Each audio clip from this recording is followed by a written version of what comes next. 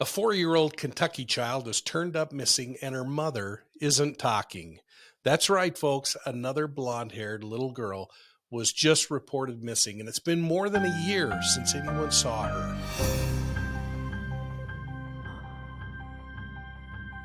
It's time for Profiling Evil's weekly crime recap, and we're going to start with this question.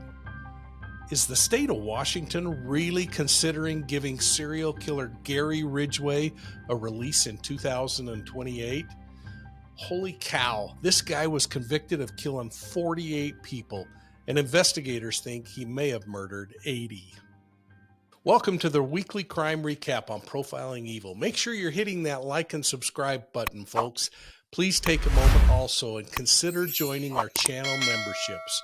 My favorite is the new Profiling Evil Academy, where you get special content not available anywhere else. Now let's jump into a few crime stories that have my blood boiling. First, Gary Ridgway. It is absolutely true. The Washington State Legislature is considering a bill that ends life without parole. Thankfully, some lawmakers are up in arms, claiming it could potentially release people like Gary Ridgway, the serial killer known as the Green River Killer. Without question, this would be a slap in the face of crime victims and is just plain wrong. Senate Bill 5036 has already passed through the Washington State Senate. I might say without holding a public hearing. And now it's before the House of Representatives. Well, thankfully, one of Washington State's representatives is stomping her feet, and rightly so. Representative Jenny Graham is calling it like it is and arguing against the bill. Graham is the sister of one of Ridgway's victims, 15-year-old Deborah Estes. The representative actually interviewed Ridgway, who admitted to her of killing 49 people. In the 4-hour conversation they had, Ridgway told Graham that he would kill again if he ever got out. Representative Graham is arguing against people like the bill's sponsor, Senator Manka Dhingra, who said, quote, "The criminal justice system sees people at their worst moment in life, and the criminal justice system has not been doing a very good job at understanding that people change, that rehabilitation works," close quote. Well, that might be true for someone who breaks into grocery stores to steal some food to eat, Senator, but it doesn't work for serial predators. I applaud Representative Graham, and I echo her sentiment when she said, "Who wants to live by Gary Ridgway? Seriously, who does?" Well, I appeared on Court TV this week with Special Agent Bobby Chacon and the parents and grandparents of Abby and Libby, the victims in the Delphi murders. It's difficult to imagine that 5 years have passed since this horrific crime occurred, and yet it still remains unsolved. Now, there's hope that leads surrounding this online predator, Anthony Schatz, might breathe some life back into the investigation. Vinnie Politan asked me about my thoughts on why this case is taking so long. Let's listen in on that exchange. It's going to be 5 years now that Abby and Libby, two best friends who were, in the woods, murdered. We got video, we believe, of the suspect in the case. You got the voice on audio. You've got these sketches. You've got this profile. I mean, there's a lot of little pieces that have been released by investigators, which tells me they probably have a lot more than they've released publicly. Let's bring back in Mike King, retired police commander, host of the Profiling Evil podcast. Mike, 5 years. Why isn't this solved? These are so troubling. You go back to the 1960s, Vinny, and in the United States, we were solving 90% of these homicide cases. That started dropping dramatically through the last 80s, 90s into 2000. Now we're down to about 60%. And it isn't because law enforcement's gotten worse at what they do. It's because we've become a much more mobile society than we used to be. And so law enforcement has to consider that, not just look at that local pool of possibilities. And there's a great, strong possibility with this predator who's sitting in jail right now. But they've got to look at the traveling salesman, and businesses need to think about who they had out on the road during those times. Families need to think about family members that were out on the road and traveling, and they need to be sharing that information with law enforcement so that they can try to connect the dots. These cases boil down to somebody telling something after this long. And I'll tell you, hats off to the Indiana State Police for going to the public and saying, we need as much information as you can give us about this predator who's sitting in jail, Anthony Schatz. And you know, I got to call out to that poor kid whose pictures were stolen off of the web and used in those advertisements or in that predator scam, because he's not the Anthony Schatz, but he certainly appealed to a lot of young girls who then responded and tried to communicate with him, opening the door for this catfisher to then have interchange with him. Bobby Chacon, Mike King, thank you both so much. Appreciate all your help. They keep coming on, folks. It's great. It's awesome to have this experience and insight on the program. In another tragic piece of gut-wrenching cases, the case of Summer Wells. Her father is now paying the price for multiple offenses. It has me wondering when the other shoe is going to drop in the form of Candace, as I'm convinced that the pressure has got to be tremendous. How much can this family bear, and is there anything anyone can do except watch the train wreck in slow motion? The latest example of bad luck came in the form of sentencing for a DUI that happened back in October. And to make matters worse, that arrest came on the heels of a probation violation, and the judge was left with little choice at sentencing, sending the troubled soul to jail for at least 6 months.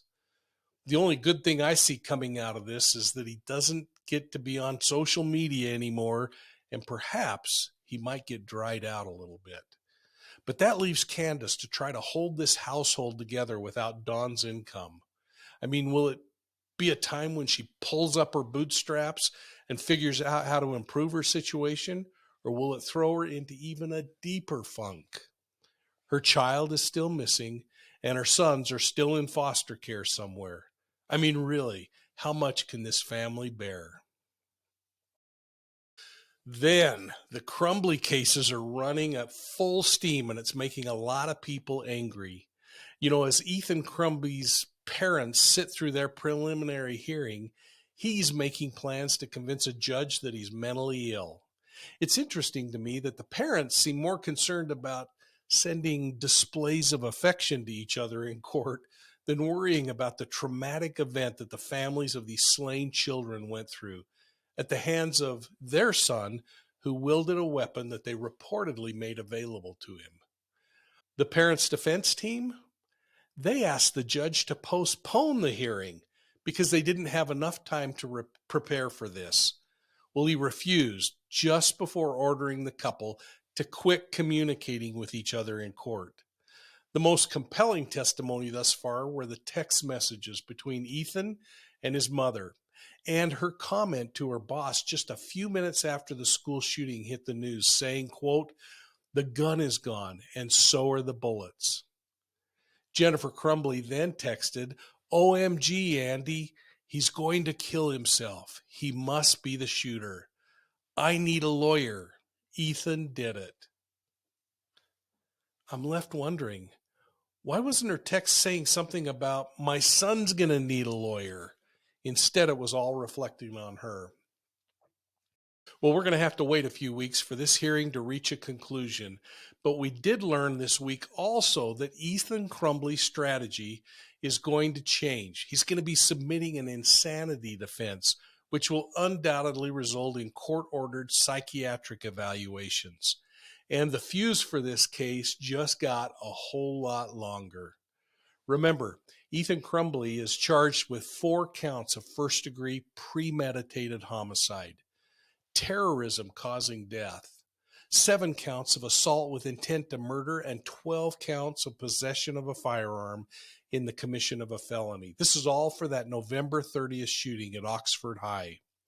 4 students were killed in that case, and 7 others suffered gunshot wounds. A terrible case.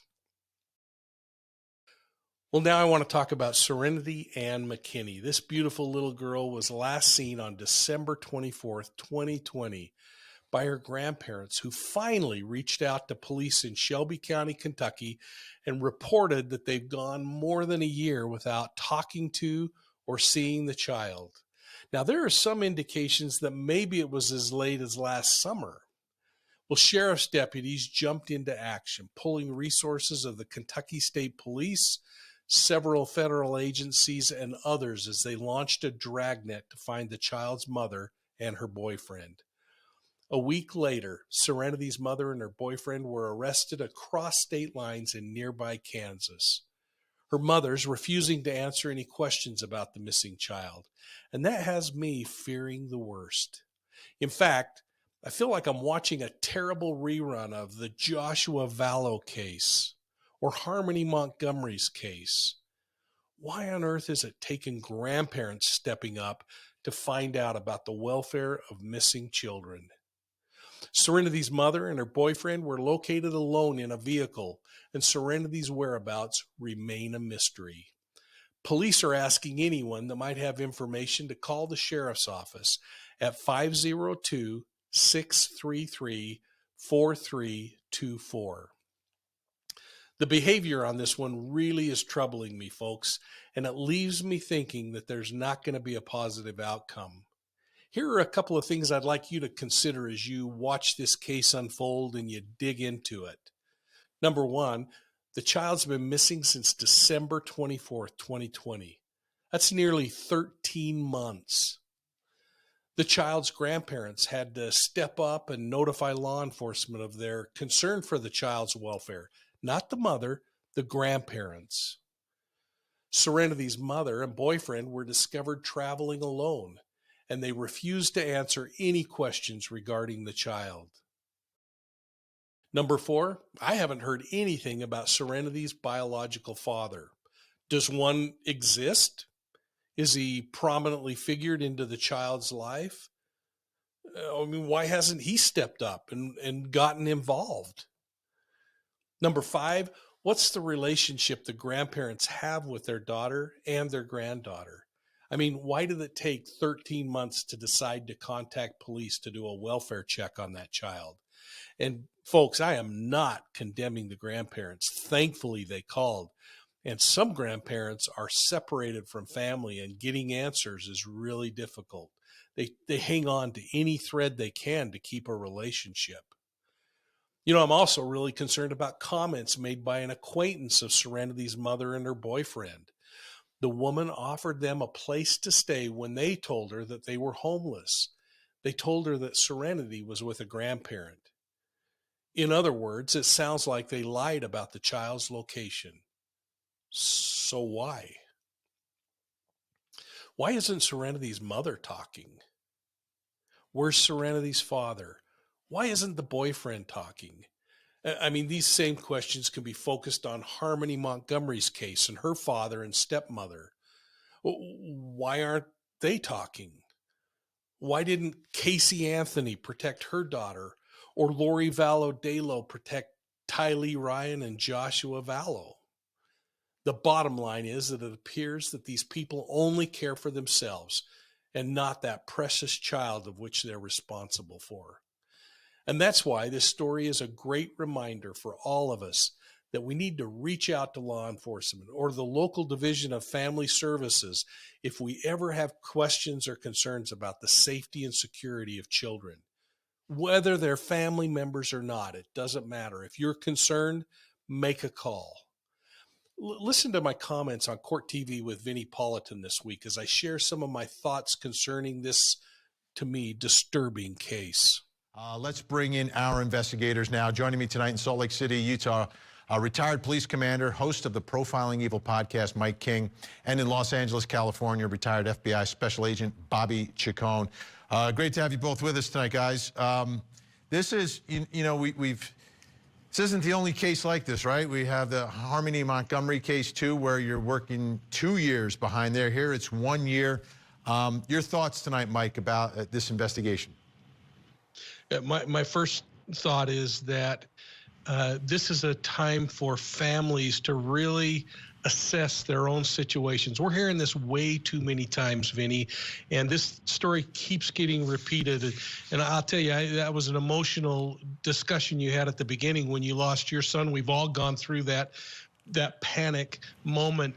But this is a time when you quit worrying about whether your kids are going to be mad at you because you called the law enforcement folks or family services and said, I need a welfare check. If you're not getting contact with those grandkids and or extended family members and you're concerned about them, pick up the phone and make the call. Law enforcement would much rather go there and say, everything's okay, thanks for calling, than to wait a year, wait 2 years in Harmony's case, wait 4 years in other cases. This just has to end, and we have to step up as a community and say enough is enough. But when it gets to trial and you're in a courtroom, right, and you've got a mother or a father who's in charge of the child and the child's missing and they say nothing. Ladies and gentlemen, if you are sitting on a jury, you are allowed to use your common sense and life experience, okay? And please do that. Use your common sense, your life experience. 2 + 2 = 4. If a parent is doing nothing, saying nothing when their child is missing, yeah, you can use that against them. That's an inference you can make from your own common sense and experience. And in some of these cases, sometimes that common sense is not applied. I'm going to leave it there. When we come back, Mike King, Bobby Ciccone are going to stay with us, and we're going to talk about a case that I can't believe still has not been solved. Abby and Libby, those 2 girls from Delphi. It's going to be 5 years now that Abby and Libby, 2 best friends who were, in the woods, murdered. We got video, we believe, of the suspect in the case. You got the voice on audio. You've got these sketches. You've got this profile. I mean, there's a lot of little pieces that have been released by investigators, which tells me they probably have a lot more than they've released publicly. Let's bring back in Mike King, retired police commander, host of the Profiling Evil podcast. Mike, 5 years. Why isn't this solved? These are so troubling. You go back to the 1960s, Vinny, and in the United States, we were solving 90% of these homicide cases. That started dropping dramatically through the last 80s, 90s into 2000. Now we're down to about 60%. And it isn't because law enforcement's gotten worse at what they do. It's because we've become a much more mobile society than we used to be.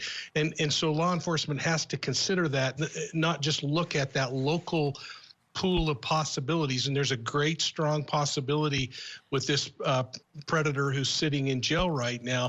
But they've got to look at the traveling salesman, and businesses need to think about who they had out on the road during those times.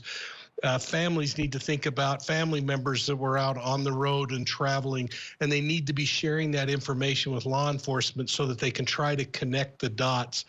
These cases boil down to somebody telling something after this long. And I'll tell you, hats off to the Indiana State Police for going to the public and saying we need as much information as you can give us about this predator who's sitting in jail, Anthony Schatz. And I got to call out to that poor kid whose pictures were stolen off of the web and used in those advertisements or in that predator scam, because he's not the Anthony Schatz, but he certainly appealed to a lot of young girls who then responded and tried to communicate with him, opening the door for this catfisher to then have interchange with him. Bobby Ciccone, Mike King, thank you both so much. Appreciate all your help. They keep coming on, folks. It's great. It's awesome to have this experience and insight on the program. Well, what are your thoughts on these cases, folks? I mean, do you think Don will clean up his act during his jail stay? And what do you think's going to happen to Candace?